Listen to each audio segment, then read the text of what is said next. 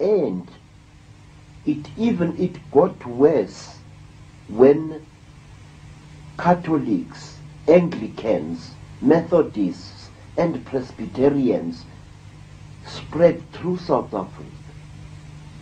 There was developed deliberately in Africans of different religious denominations the same enmity that exists now between the Catholics and the Protestants in England. Black Protestants were forbidden from talking to black Catholics. Black Wesleyans did not even ask the time of day from black Presbyterians.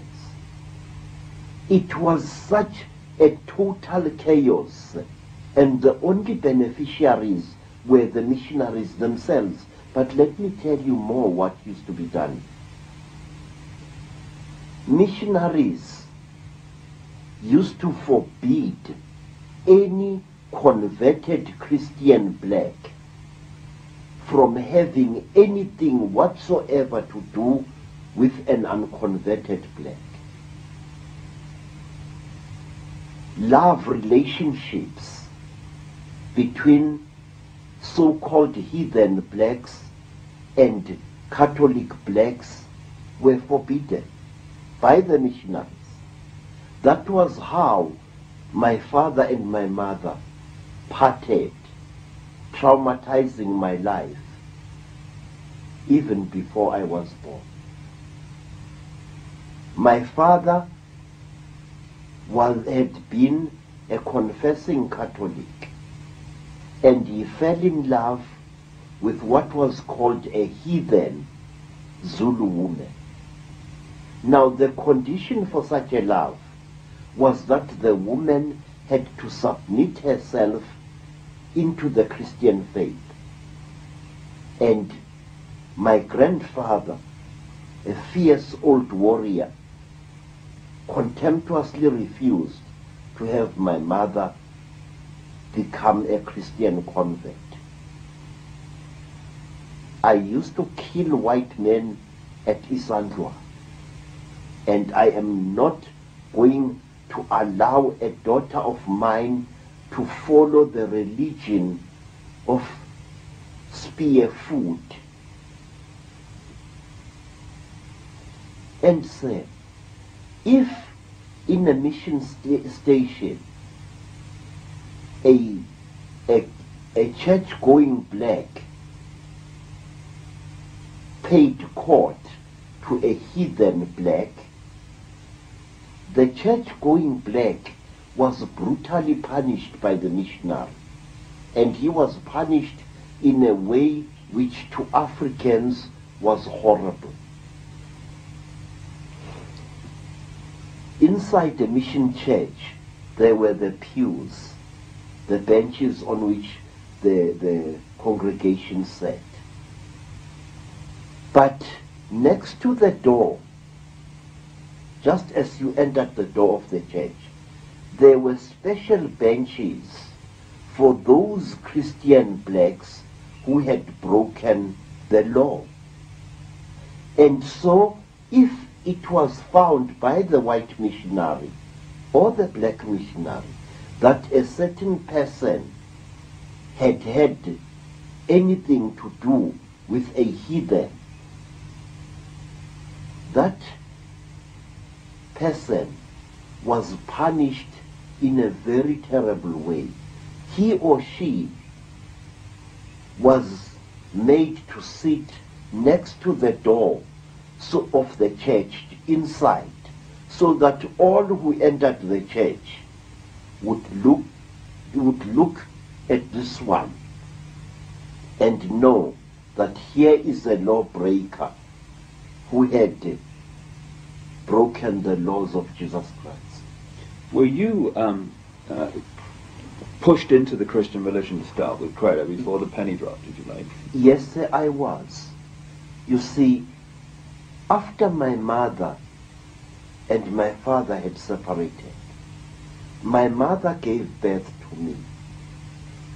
And for a long time, I suffered as a child because I was born illegitimate.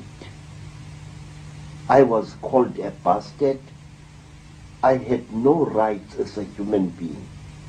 The law of the Zulus at that time was very, very strict regarding illegitimate children. My mother suffered. She was often beaten up by other girls in the village. And I suffered too. Other children were forbidden from playing with me. And I herded cattle in the bush alone.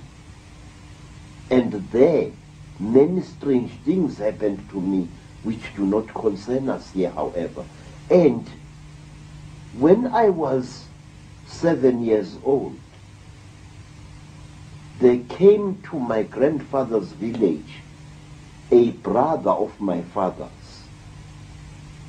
And he asked to take me away from there.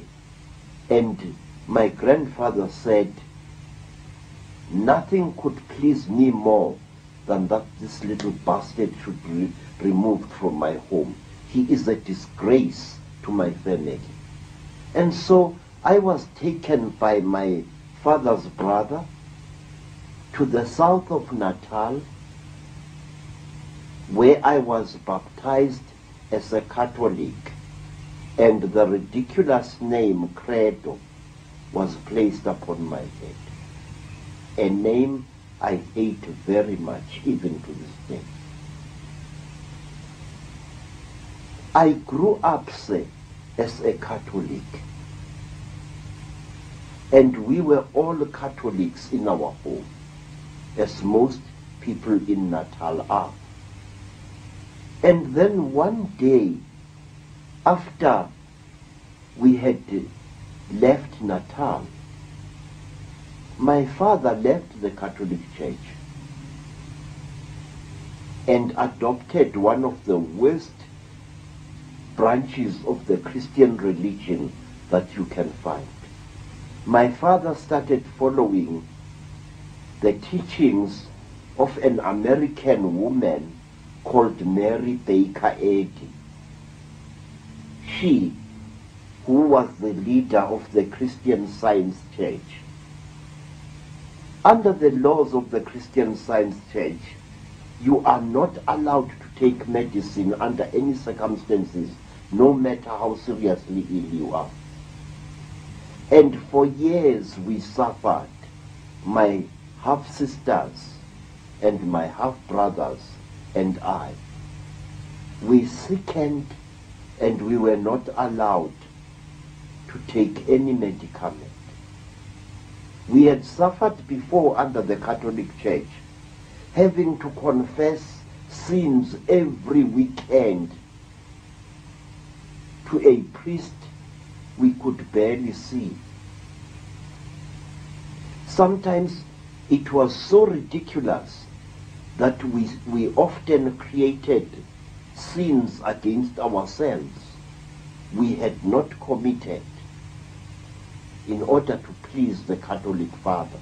And now we were suffering under the teachings of Mary Baker Eddy, teachings which I now see in my adult life as having been the very essence of the purest rubbish. Then, after a great sickness in 1937,